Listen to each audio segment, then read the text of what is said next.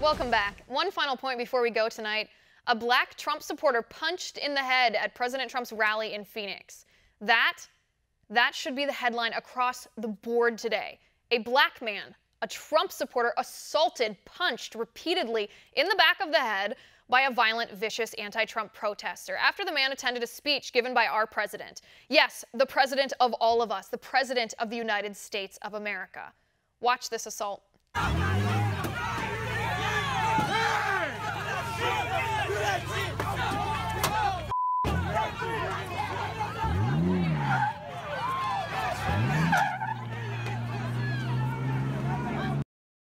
So my question is, and I'm sure you're asking this too, where are the headlines? Where's the outrage? Where is the mainstream media?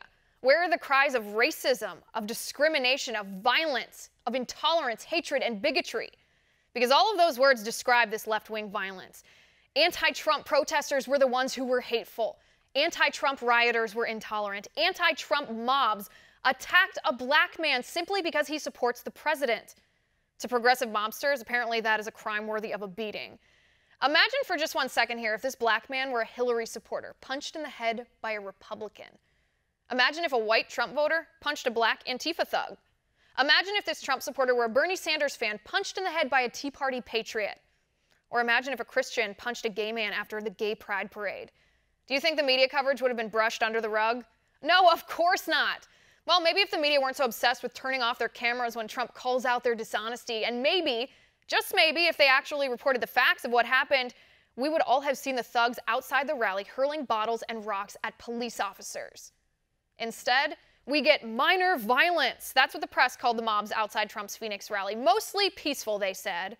Well, make no mistake, if a Trump supporter had punched a liberal instead of the reverse, it would have been dubbed a hate crime immediately. It would have been President Trump's fault, according to the left, for inciting divide and violence with his rhetoric. But when a liberal punches a conservative, when a white liberal, no less, punches a black conservative, we hear nada from the left. And that's my final point tonight.